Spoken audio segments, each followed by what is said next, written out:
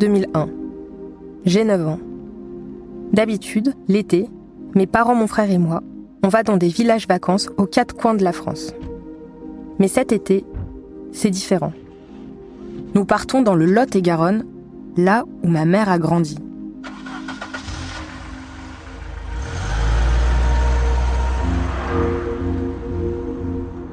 À l'avant de la voiture, elle parle avec mon père du camp de Sainte-Livrade. J'imagine un autre village vacances dans lequel elle aurait grandi avec ses 8 frères et sœurs, autour d'une piscine, d'un terrain de pétanque et d'une salle des fêtes. On arrive à Sainte-Livrade et je découvre une petite ville classique, avec son église, son marché et son drapeau français. Mais on s'arrête pas.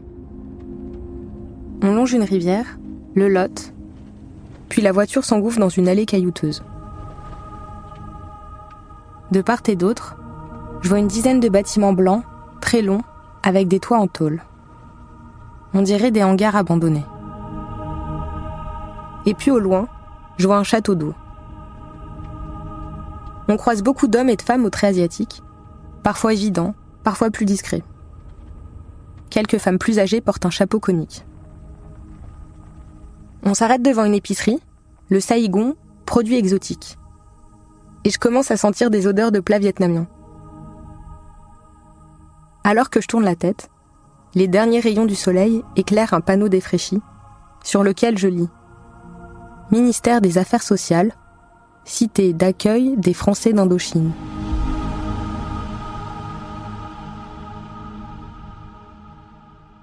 Indochine. Pour moi, à l'époque, Indochine, c'est un vieux groupe de rock. Je ne sais pas encore que l'Indochine, c'est une ancienne colonie française regroupant les territoires du Vietnam, du Laos et du Cambodge. Ce que j'ignore aussi à ce moment-là, c'est que pour la première fois de ma vie, je me trouve dans un lieu crucial pour l'histoire de ma famille. Et que ce lieu, il renferme une histoire bien plus vaste et taboue, qui ne m'a jamais été racontée.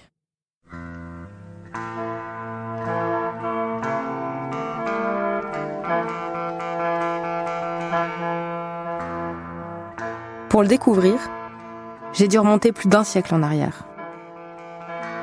J'ai dû comprendre l'une des guerres les plus meurtrières du XXe siècle, et aussi l'histoire de la colonisation française, des travailleurs colonisés et de l'exil forcé. Et surtout, j'ai dû briser le silence de ma mère, quitte à aller au-delà de sa pudeur. Putain, mais tu me sors un discours aseptisé depuis tout à l'heure. Genre, tu peux pas me dire, toi, tes souvenirs, au lieu de dire que tout était beau, tout était joli. Mais j'ai participé. Bon, j'ai vite compris qu'évoquer son passé serait un parcours difficile et douloureux. Genre, depuis tout à l'heure, on dirait que t'es en train de me vendre une enfance de rêve. Tu peux pas me raconter comment c'était vraiment? Bah si, c'est ce que je te raconte. Moi, c'était quoi? J'étais une gamine. Tu veux que je te dise quoi, moi? Tu veux que je te dise quoi? Prends un adulte, alors. Il saura plus que moi. Pourtant, si je me suis lancée dans cette enquête, c'est pour elle. Pour contourner son silence, j'ai dû sortir de la sphère familiale. J'ai fouillé des archives, j'ai rassemblé des photos. Je suis allée rencontrer des spécialistes de l'histoire de l'Indochine française. Toutes les sociétés colonisées ont été traversées par le racisme, par le mépris de l'indigène. C'est la rupture totale avec la République démocratique du Vietnam, avec Ho Chi Minh. Il n'est plus question de négocier. C'est la guerre. J'ai aussi parlé à une travailleuse sociale qui a vécu à la cité d'accueil des Français d'Indochine dans les années 60. C'était absolument inconnu, l'existence de ce camp. C'était un espèce d'îlot de colonialisme persistant au sein du Lot-et-Garonne. J'ai réalisé à quel point j'étais loin de m'imaginer l'enfance de ma mère et la vie de mes grands-parents. En pyjama, j'ai vite grimpé sur le pont. Et là, j'ai vu le bateau quitter le quai. Et j'ai dit, mon Dieu, mais je ne reverrai plus jamais mon pays. C'était ça. Ça, c'était très très dur. Rien que d'y penser encore, ça me fait quelque chose.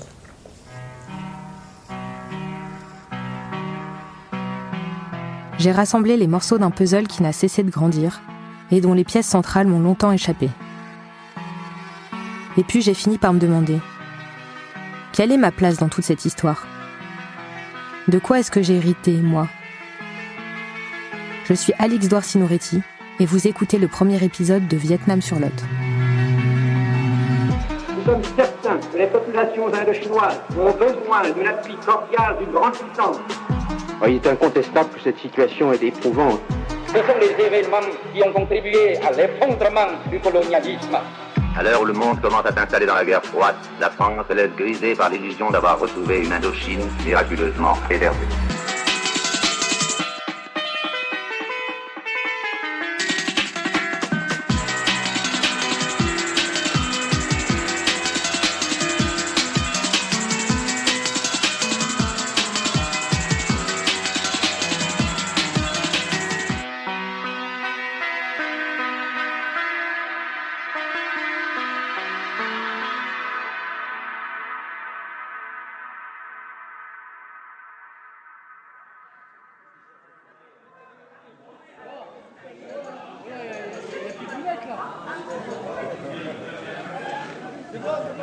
Ce premier jour, en août 2001, à la cité d'accueil des Français d'Indochine, au CAFI, ou au camp comme on dit entre nous, je me suis pas posé beaucoup de questions. À peine arrivée, j'ai retrouvé tous mes oncles et mes tantes qui étaient réunis dehors pour l'apéro. Raoul, le plus âgé, Marie, Emma, Colette, Lambert, Roger et Sophie, la dernière. Ça, c'est leur prénom français. Mais chacun a aussi un prénom indien qu'on n'utilise jamais. Dharma, Ananda, Jaya, Roma, Chandra, Tambi et Sarasvati. Ma mère, elle, s'appelle Louise, mais aussi Lila. Lila Sinoretti. S'ils ont des prénoms indiens, c'est parce que mon grand-père était de là-bas. Ma grand-mère, elle, était vietnamienne. Ils se sont rencontrés au Vietnam et ils sont venus en France quand ma mère était encore bébé. Ces visages des gens de ma famille, c'est à peu près le seul point de repère que j'avais au CAFI. Tout le reste, cet été-là, m'a semblé très mystérieux. Mais avec le temps, parce que j'y suis retournée tous les étés, ce lieu est devenu comme une deuxième maison.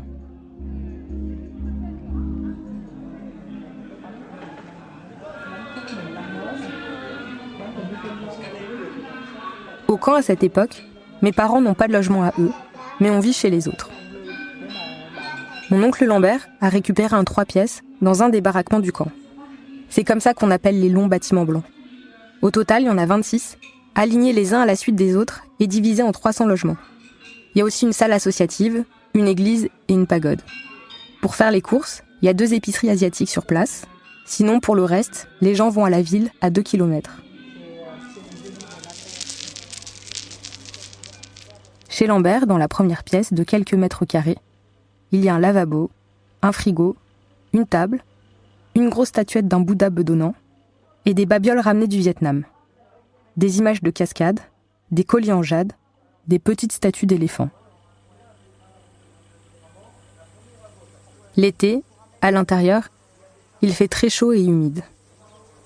Les mouches tourbillonnent au-dessus des plats de nouilles et de viande marinée. Et au plafond, il y a des bandes adhésives recouvertes de leurs dépouilles qui pendouillent. C'est dégueulasse. Mais bon, j'oublie vite grâce à l'odeur du porc au caramel.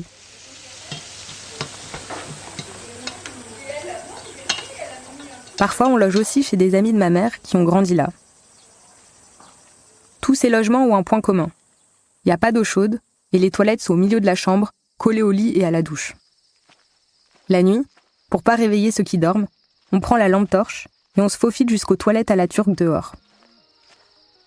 C'est un peu archaïque, mais avec les cousins, ça nous dérange pas trop ce côté roots. Je dis les cousins, mais c'est pas vraiment mes cousins en fait. C'est les enfants des gens qui ont grandi avec ma mère. On est une bonne trentaine. J'en avais déjà rencontré certains à Paris, à des fêtes dans le 13e arrondissement, dans le quartier asiatique. D'autres vivent ici, toute l'année. Nous partageons tous notre métissage, avec souvent un parent asiatique et un parent blanc. Au camp, je me sens libre. À Paris, ma mère est assez stricte, toujours sur mon dos. Avec mon frère, on l'appelle la Bachu, la femme chef, littéralement. Par exemple, quand elle veut nous engueuler, Elle nous court après avec des baguettes dans la maison. Elle a beau être plus petite que nous, c'est toujours elle qui a l'ascendant. Et puis, je dois surtout pas me faire remarquer. Ne pas faire de vagues. Mais au camp, on me laisse faire ma vie. Avec mes cousins, on fait pas mal de conneries. On s'amuse à couper l'éclairage du camp pour plonger tout le monde dans le noir. On fait aussi des grandes chasses à l'homme dans l'école désaffectée. Plus tard, ado, on va danser dans les boîtes de nuit des villages d'à côté. Le Divino, le London, le TNT. Parfois, on fait jusqu'à 45 minutes de route, en convoi de 5 voitures, parce qu'on se déplace toujours en groupe. Je me souviens une fois, on est arrivé à 25 au TNT, avec nos têtes de métis asiatiques. Le DJ avait baissé la musique et crié « Asian Fever !»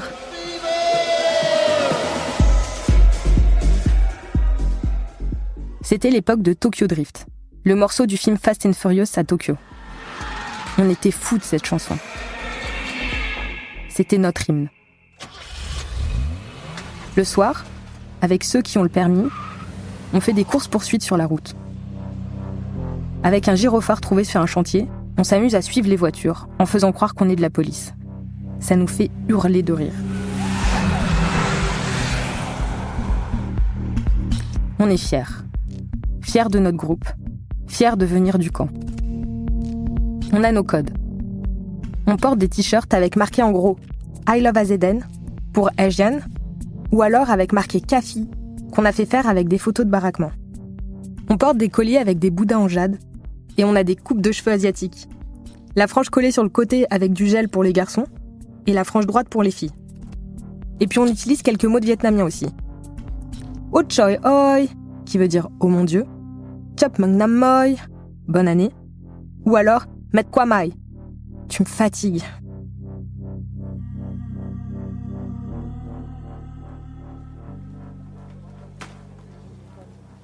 Et puis surtout, on mange tout le temps de la bouviette. On installe des grandes tables entre les baraquements et on mange des ban kun, des raviolis à la viande, des ben bao, des brioches fourrées à la viande, des pho, des soupes de nouilles de riz et du mie, des soupes de nouilles de blé. Matin, midi et soir. Après les repas, souvent, on fait des karaokés. Là, c'est Joe qui reprend le morceau Aline du chanteur Christophe. Joe, c'est le fils de Mémé du Tambi, une voisine du camp et ma grand-mère d'adoption. Je passe énormément de temps chez elle, surtout à manger. Souvent, elle chique du bétel qui lui fait les dents rouges vifs et ensuite elle se racle la gorge puis elle recrache dans une vieille brique de lait. Ça me fascine. Mes grands-parents à moi sont décédés depuis très longtemps. Je les connais qu'en photo. Mais au camp, il y a beaucoup de femmes comme Mémé du Tambi qui ont autour de 75 ans. On les appelle les mamies. Souvent, elles ne parlent que vietnamien. Donc leurs enfants doivent être présents pour traduire ce qu'on dit. Bon, on parle de la vie, on sait qu'ils sont des enfants et tout. L'été, quand on arrive au camp, aller saluer les mamies, c'est un passage obligé. Il y a Mémé le Crène, Mémé Case, Mémé Fanton, Mémé Bémimoun. Ici, tout le monde s'appelle par son nom de famille. C'est le nom de la lignée qui compte. Ça permet de savoir d'où on vient, qui on est par rapport à qui. Moi, par exemple, je suis la petite fille Sinureti, Kon Sinu, fille de Sinu. Tout est un peu comme ça au camp. Les gens se raccrochent à leur nom, à leur pays d'origine. Et ce pays, pour beaucoup, c'est le Vietnam. Il est partout au camp. Il y a même une pagode avec un autel des ancêtres où les gens viennent faire des offrandes et se recueillir.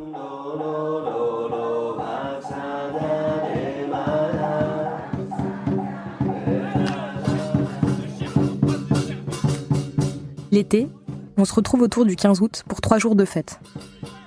Une fête de village comme il en existe plein dans le sud-ouest, sauf qu'ici, on mange des nems et le spectacle, c'est une danse du dragon frénétique au rythme des tambours.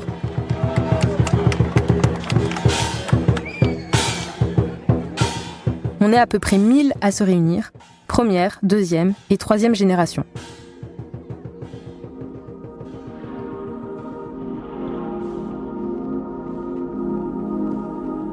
À la fin de l'été, je rentre chez moi dans le Val-de-Marne pour la rentrée des classes. À l'école, mes copains me racontent leurs vacances à l'étranger, à la montagne, à la mer, dans des hôtels ou dans des gîtes. Moi, j'ai du mal à leur expliquer que je passe mes vacances dans un camp déglingué, peuplé d'Asiates qui chiquent du bétel. Alors je me tais. Je garde ça comme un secret qui n'appartiendrait qu'à moi. Comme si personne ne pouvait comprendre la beauté de cet endroit.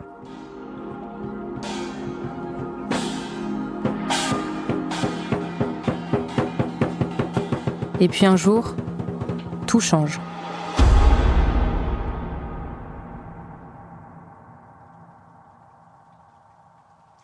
En fait, ça faisait un petit moment qu'il se passait des choses au camp.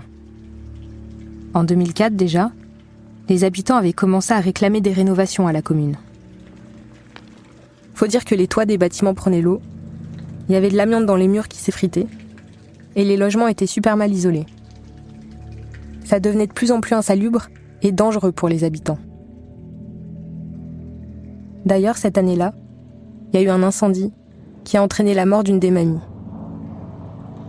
Ça a été un énorme choc. Quand la mairie obtient enfin des financements, tout le monde est soulagé. Sauf que très vite, plutôt que de financer une rénovation, trop coûteuse, la mairie annonce qu'ils vont raser le camp et reloger les habitants dans des lotissements tout neufs.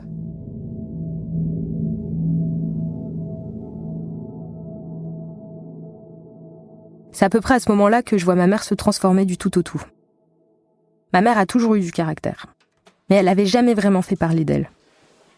Quand les habitants se mobilisent pour empêcher la destruction du camp, elle décide de se joindre à eux. Elle m'avait pas vraiment expliqué les raisons de cet engagement, jusqu'à ce que je lui pose la question pour ce podcast, il y a quelques mois. Salut maman, salut ma pupus. Ça va? Ça va. En 2004, j'arrive au camp et là, on me dit « Ah ben qu'est-ce que vous faites, vous les gens de Paris? Il faut nous aider parce qu'on a des problèmes. Là, ils sont en train de détruire le camp et on va les manifester. » Et ce qui m'a surtout étonnée, c'est d'avoir vu tout le camp se rassembler à la mairie. Ils ont traversé les rues de la ville avec des banderoles, avec de la musique, avec des pousse-pousse. Enfin, il y avait des grands-mères, beaucoup de grands-mères, des paralysés, des enfants. Enfin, j'étais émue. J'ai dit, mais c'est incroyable comme ils sont solidaires entre eux. C'est la première fois que je vois ça. Ah, j'ai dit, mais qu'est-ce qu'ils vont devenir les gens? J'ai pensé surtout aux mémés, parce qu'à l'époque, les mémés, on les appelle les ayants droit. C'est les premières femmes qui sont arrivées au camp. J'ai dit, mais qu'est-ce qu'elles vont devenir? On ne peut pas les dégager comme ça d'une habitation. Elles ne peuvent pas encore subir un deuxième déracinement. C'était toute leur vie qui a été dans ces appartements à tout vent. Mais voilà, on a commencé par ça. On a commencé à penser à eux.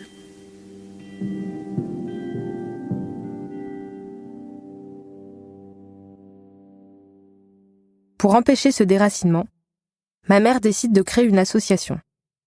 Progressivement, je la vois se dévouer corps et âme pour la sauvegarde du camp.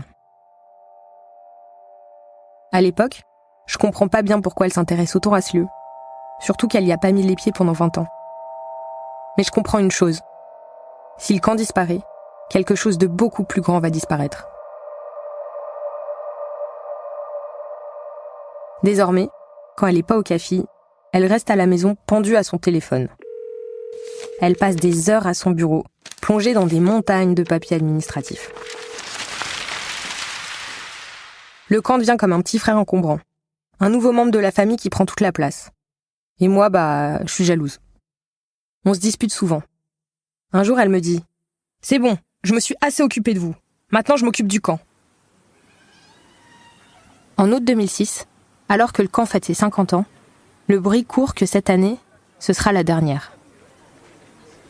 On bronze au soleil avec mes cousins sur le terrain de foot, quand ma mère débarque au loin avec une équipe de journalistes. Elle est entourée d'un caméraman et d'un perchman, et elle leur fait visiter le camp en faisant des grands gestes. Ils goûtent des plats vietnamiens, ils prennent des photos, interviewent des mamies, et ils repartent émerveillés. Nous, on se sent un peu comme des animaux dans un zoo. Bien sûr, ma mère fait ça pour que le camp ne tombe pas dans l'oubli. Mais ça agace beaucoup d'habitants qu'une Parisienne s'implique autant dans cette cause. Pourquoi elle s'y intéresse autant? Qu'est-ce qui s'est passé ici pour elle?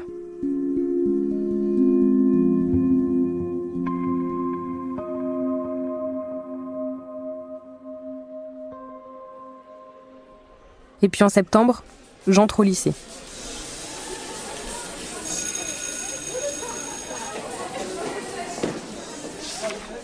Dans un manuel d'histoire, je découvre un passage sur le Vietnam qui m'interpelle.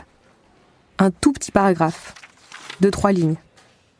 Le terme « boat people » désigne chaque individu ayant pris part à une importante vague de migration venue d'Indochine jusqu'en Europe et en Amérique du Nord à partir de 1975.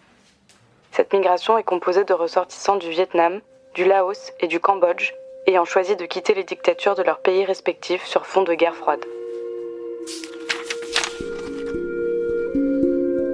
Ma mère est terrifiée par l'eau. Elle ne sait pas nager et peut pas mettre la tête sous l'eau sans hurler.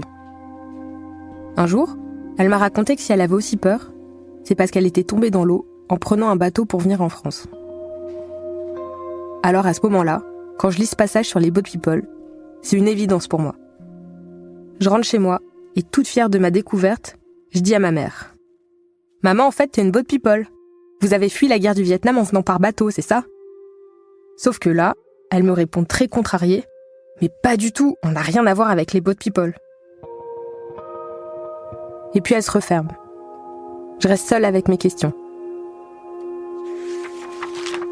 En creusant dans mon livre, je découvre un autre minuscule paragraphe. Un chapitre qui s'appelle « Une décolonisation progressive. Comment les colonies d'Afrique et d'Asie obtiennent-elles leur indépendance ?» En Asie, les défaites subies par les puissances coloniales accélèrent le processus de décolonisation. Ainsi, des mouvements nationalistes en Indochine et en Indonésie, notamment le Viet Minh, dominé par les communistes, proclament l'indépendance de leur pays dès 1945. Ils se heurtent à la résistance des métropoles, ce qui entraîne de longs conflits. C'est le cas de la France en Indochine, entre 1945 et 1954.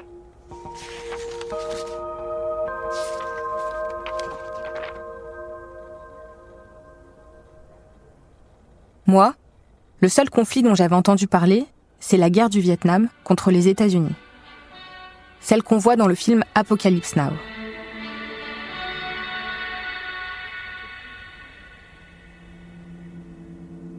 En fait, je comprends qu'avant, il y a eu un autre conflit armé. La guerre d'Indochine. Entre les Vietnamiens qui voulaient leur indépendance et la France qui voulait pas. En revanche, ce que la France faisait là-bas, pourquoi elle avait colonisé cette partie du Sud-Est, mon livre ne le dit pas. En fait, l'histoire de l'Indochine française commence avant l'Indochine française. La personne que vous entendez, c'est Alain Ruscio.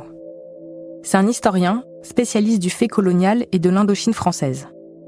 Et selon lui, tout commence au XVIIe siècle.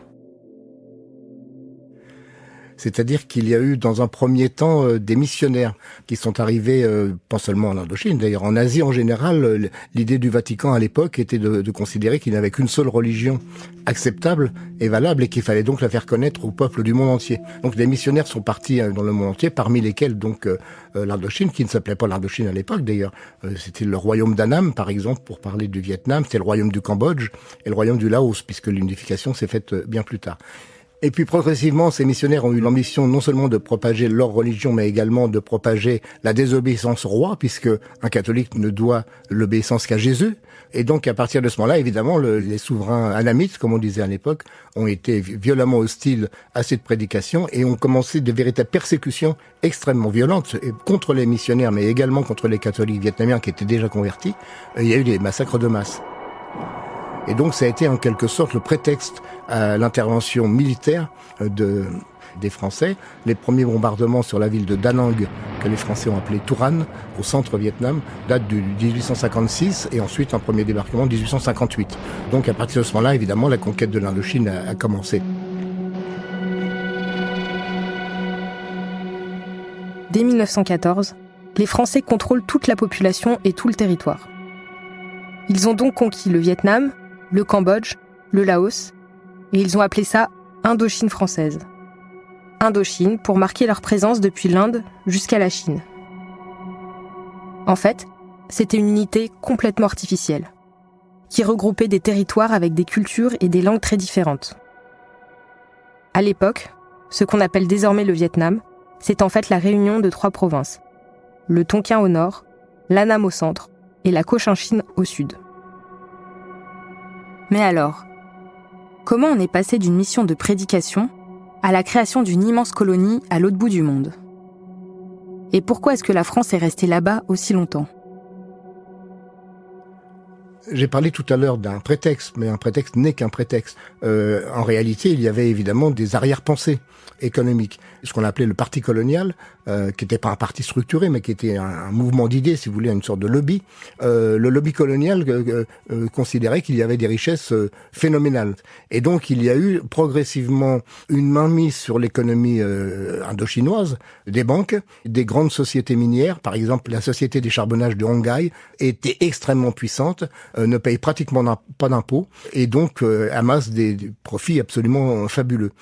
Il y avait également les exploitations d'EVA, l'arbre à caoutchouc. Par exemple, Michelin avait des plantations d'EVA immenses en Indochine. Et donc, ça a été rentable pour les grandes sociétés dont je viens de parler, dont certains administrateurs, d'ailleurs, ont des noms célèbres. Le père de Valéry Giscard d'Estaing, par exemple, était administrateur de la Banque d'Indochine. Et donc, voilà, des gens comme ça, pour les grands intérêts capitalistes, oui, ça a été rentable. C'est évident.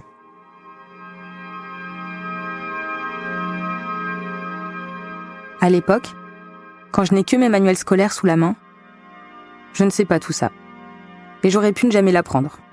Me contenter des réponses expéditives de ma mère, m'arranger avec mes connaissances approximatives. Mais ce besoin de comprendre, je l'ai pas vraiment choisi. C'est comme si ça s'était imposé à moi. À un moment, c'est devenu vital.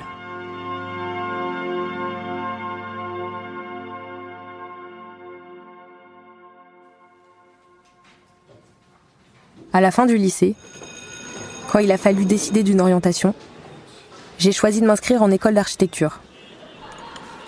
Dans ma lettre de motivation, j'avais écrit « Je souhaite devenir architecte/urbaniste pour pouvoir mener des opérations de rénovation urbaine soucieuse de l'intérêt des habitants. »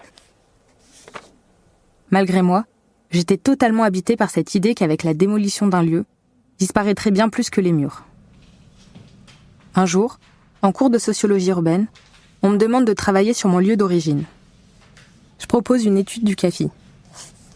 Je redessine le camp en perspective à partir d'une photo. Je suis pas une bonne dessinatrice, mais je m'applique. Le jour de la présentation, un membre du jury observe mon panneau bras croisés. Je me souviens précisément de sa position. Il avait le menton posé sur son pouce et son index devant les lèvres. Après quelques secondes de silence, il dit « C'est quoi ça ? Un camp de concentration ? Vous avez grandi dans un camp de concentration ? Votre famille a été exterminée ? » Sur le coup, je comprends pas bien si c'est mon dessin qu'il trouve mauvais ou l'idée de pouvoir grandir dans un camp qui l'interpelle. Le prof ne voit pas mon malaise et continue. « Moi, quand je vois ça, je pense à Auschwitz, au camp de la mort. Et ça, c'est quoi ?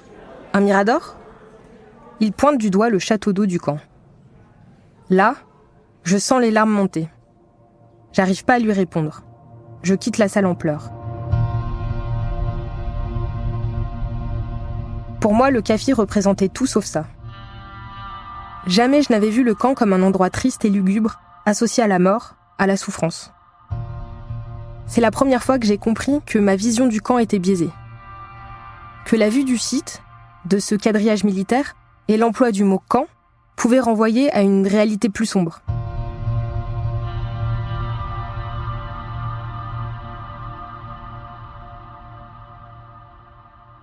Après cet événement, j'ai commencé à aller vraiment mal, à faire des crises d'angoisse à l'idée d'aller en cours. J'avais l'impression que la pression était trop forte et que je ne pouvais pas arrêter parce que j'allais décevoir ma mère. Elle a toujours été très exigeante avec mon frère et moi. La réussite scolaire, c'était très important pour les familles du camp. Nos parents nous comparaient tout le temps. Et toi, ton fils, il a passé quel bac ? Moi, ma fille, elle a une mention très bien. Et la tienne ? Moi, la mienne, elle fait une école militaire. Un médecin finit par me diagnostiquer une anxiété de performance. Lorsque je lui parle de ma mère et de ses injonctions permanentes, il me répond « Vous savez, votre mère ne changera pas. C'est culturel. » Cette phrase a été un électrochoc. Ce jour-là, en sortant de la consultation avec le médecin, je me dis que si cette pression est culturelle, alors il faut que je comprenne de quelle culture on parle. Si j'arrive à saisir l'histoire de ma mère, à comprendre d'où elle vient exactement, d'où vient ma famille, alors les choses seront peut-être plus simples pour moi. Je ne sais pas encore que je m'apprête à ouvrir une boîte de Pandore, que cette enquête va me faire traverser plusieurs guerres, m'emmener à l'autre bout du monde et durer plus de 10 ans. Vous venez d'écouter le premier épisode de Vietnam sur Lot. Si cet épisode vous a plu, n'hésitez pas à en parler autour de vous et à nous laisser des commentaires et des étoiles sur Apple Podcasts ou sur Spotify. Vous pouvez dès maintenant écouter l'épisode 2 et vous abonner pour découvrir la suite de la série. Vietnam sur Lot est une série originale de Paradiso Media, racontée par Alix Douar. La série a été écrite par Alix Douar, Adèle Salmon et Suzanne Collin. Le montage, sound design, mixage et la réalisation sont de Florentin Baume, assisté de Marek Panchaud. Suzanne Collin est productrice.